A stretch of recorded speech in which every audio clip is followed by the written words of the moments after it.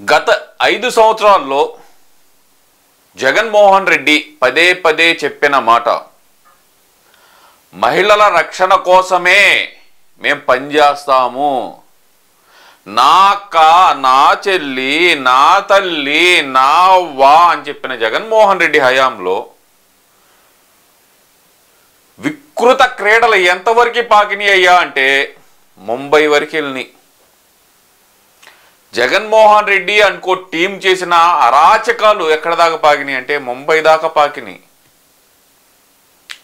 ఇందులో మనం ఆలోచించాల్సింది, బాధపడాల్సిన విషయం ఏంటంటే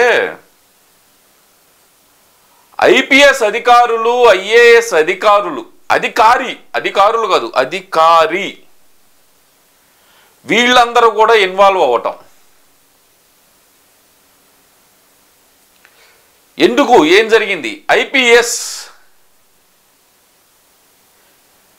అంటే వైపీఎస్ లాగా ఓన్లీ వైసీపీకి ఊడిగం చేసే వాళ్ళలాగా కొంతమంది ప్రవర్తించిన తీరు చూస్తుంటే గనక, ఒక నటి తనకు జరిగిన ఇబ్బంది గురించి ముంబైలో కేసు పెడితే ఆ కేసును తప్పించమని ఇక్కడ సకల శాఖ మంత్రిగా పనిచేస్తున్న సలహాదారుడైన సజ్జల దగ్గరకు వస్తే,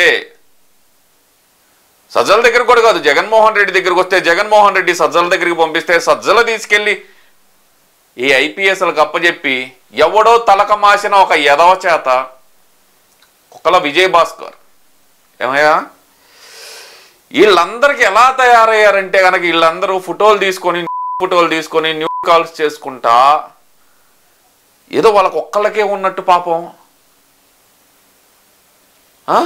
ఆడపిల్లలకి న్యూడ్ వీడియో ఒకడేమో గంట సరిపోదా అంటాడు, ఇంకొకడేమో అరగంట సరిపోదా అంటాడు, ఇంకొకడేమో ఎప్పదీసి చూపిస్తాడు, చూపించి అది నాది కాదు అంటాడు, ఇంకొకడేమో అది నాది కాదు కావాలంటే నేను వచ్చి చూపిస్తా అంటాడు, ఇంకొకడు దరిద్రుడు దౌర్భాగ్యుడు, మీకు కావాలంటే చెప్పండి వచ్చి చూపిస్తా అంటాడు. వెళ్ళి చూపించాల్సిందిరా మీ అధినాయకుడైన జగన్మోహన్ రెడ్డికి అందరు జిప్పులు తీసి వరుస పెట్టి నుంచోబెట్టి చూపిండి, ఎవరిది ఏందో తెలుస్తాడు. ఆయనే మార్ఫింగ్ చేశారంటాడు ఒకడు. వీళ్ళందరి విషయం పక్కన పెడితే కనుక ఇలాంటి మందన పోగేసుకొని దరిద్రుడు ప్రభుత్వాన్ని నడిపాడా, ఒక మాఫియా సామ్రాజ్యాన్ని నడిపాడా? ఎక్కడో ముంబైలో జరిగిన సంఘటనని తీసుకొచ్చి ఏపీలో ఒక గెస్ట్ హౌస్లో బంధించి, ఇందులో బాధపడాల్సిన విషయం ఏంటంటే నిన్న ఆ మహిళ, ఆ నటి చెప్తుందిరా, ఆమె చెబుతున్నప్పుడు మహిళ అయ్యుండి ఆమె అంతా భయపడి, ఓకే ఆమె భయపడింది ఓకేరా, ఆమె చెబుతున్నప్పుడు ఒక్క విషయం కాడ మాత్రం నాకు బాధేసిందిరా. లేదంటే కనుక నేను అసలుకి ఈ ఎదవల గురించి, ఈ ఐపీఎస్ల గురించి మాట్లాడదామన్న ఆలోచన అయితే నాకు లేదు. యారా, తల్లి కడుపునేగా పుట్టింది మీరు, ఒక చెల్లి ఉంది కదా మీకు, లేదంటే ఒక అక్క ఉంది కదా, లేదంటే ఇంట్లో మీ భార్యలు ఉన్నారు కదరా, మెన్సస్ టైంలో రా, వాళ్ళకి పీరియడ్స్ టైంలో ఎరా ప్యాడ్స్ కూడా అందకుండా చేశారంటే ఏం చేస్తున్నారా మీరు దరిద్రులారా? మీరు మనుషులా, మృగాలా? ఏం బతుకుతున్నారు మీరు? వాడు సైకో, వాడి కళ్ళల్లో ఆనందం కోసం మీరు కూడా సైకోల్లాగా మారారా? ఐపీఎస్ మిమ్మల్ని అడుగుతున్నా, మీరు ట్రైనింగ్ తీసుకునేటప్పుడు, ఐపీఎస్ ట్రైనింగ్ తీసుకునేటప్పుడు మీరు తినే మెతుకు నేను పెట్టిన భిక్ష మీకు, నేను పెట్టే ఆ భిక్ష మీకు, అది మీరు తీసుకునే జీతంలో ₹1 నాది, నేను అడిగే రైట్ ఉంది నాకు. మీరు చెప్పండి నాకు సమాధానం. మీ ఇంట్లో మీ అమ్మకు కానీ, మీ అక్కకు కానీ, మీ చెల్లికి కానీ, మీ భార్యకు కానీ మెన్సస్ టైంలో ఇలాంటి పరిస్థితి వస్తే కనుక మీరు ఎంత ఫీల్ అవుతారా?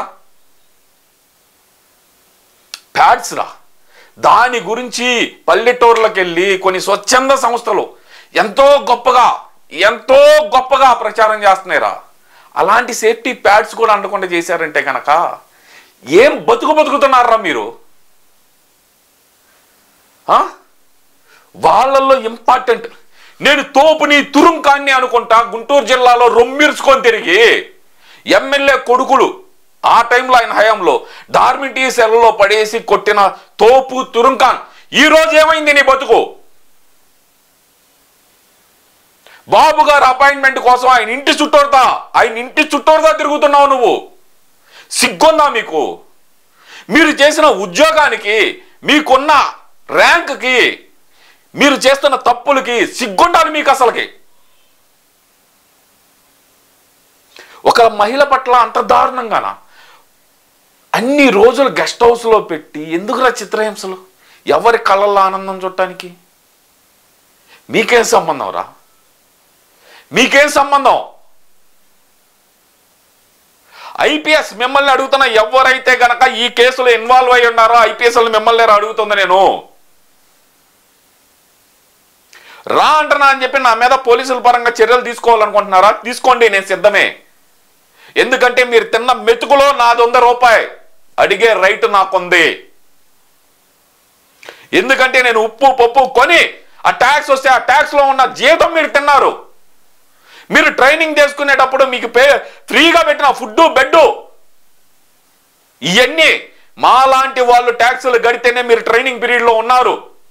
సరే, ఇదంతా ఒక ఎత్తు. మా వాసిరెడ్డి పద్మ గారు ఉన్నారా? విన్నారా? ఏం చేశారు మీ హయాంలో? ఏం చేశారు? చంద్రబాబు నాయుడు గారు ఒక్క మాట అన్నారని చెప్పి షోకాజ్ నోటీస్ పంపించారే. చేతులు గాజులు తొడుక్కున్నారా అనే మాట అన్నందుకు షోకాజ్ నోటీస్ పంపించారే. సరే, మీరు రాజీనామా చేశారు. ఇప్పుడున్న మహిళా కమిషన్ చైర్మన్ ఎవరు? గజ్జల లక్ష్మి. ఎవరేమా? వైసీపీ వీర భక్తురాలు. అంటే నాకు ఇందులో డౌట్ కూడా వస్తుంది ఏంటంటే, ఈ గజ్జల ఉజయ్ భాస్కర్ ఏదైతే కనుక వివేకానంద రెడ్డి గారి హత్య కేసులో ముద్దాయిగా ఉన్నాడో వాళ్ళ తాలూకా బంధువేమోనని చెప్పి ఒక అనుమానం కూడా ఉంది. అవన్నీ సెకండరీ మ్యాటర్ అయితే గనక మహిళా కమిషన్ చైర్మన్ ఏం చేస్తున్నారు? అప్పుడు హోమ్ మినిస్టర్లుగా ఉన్న సుచరిత గారు కానీ, తర్వాత వచ్చిన తానేటి వనిత గారు కానీ ఏమైపోయారు మీరందరూ? అంటే మీకు తెలియకుండానే జరిగిందా? హోమ్ మినిస్టర్లేనా మీరు? మీకు తెలియకుండా జరిగిందా? లేదంటే అసలు మాకు ఏముంది, శిలా విగ్రహాల్లాగా మమ్మల్ని నుంచోబెట్టారు, వెనకమాల నడిపిందంతా సకల శాఖ మంత్రి సజ్జల అని చెబుతారా? చెప్పండి, బయటకు వచ్చి ఆ స్టేట్మెంట్ అన్నా ఇవ్వండి. మీ పరువు మీరు కాపాడుకోండి. ఎక్కడికి పోతున్నాం మనం? దిశ అంటూ దిశ లేని ఒక చట్టాన్ని మేము పెట్టాము. 21 రోజుల్లో ఉరి తీస్తాము, ఎంతటి వాడిని అయినా వదలము అన్నారు. ఇప్పుడు ఎవరిని తెస్తారు? తీయండి.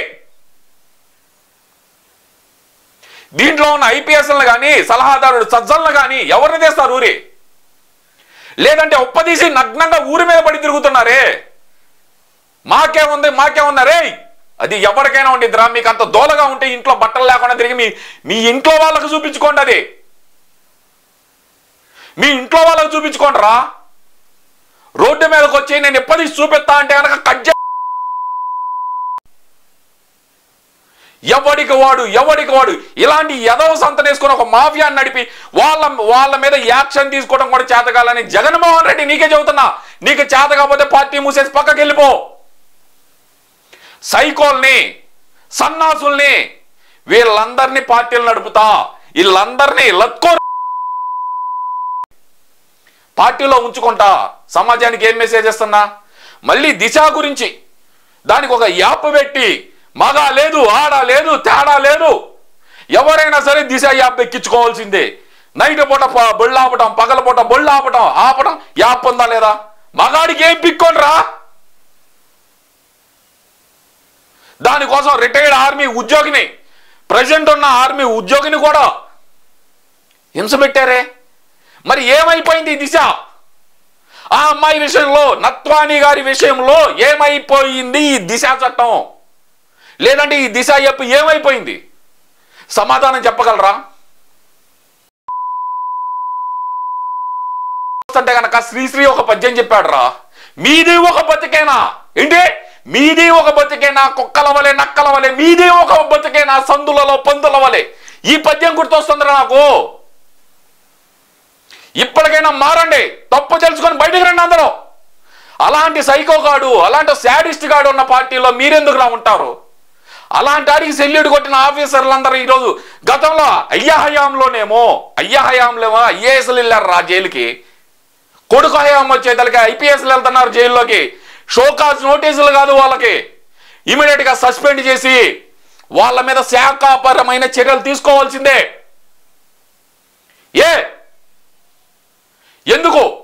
ఎందుకని ఇంకా ఉదాసీనంగా వ్యవహరిస్తున్నారు?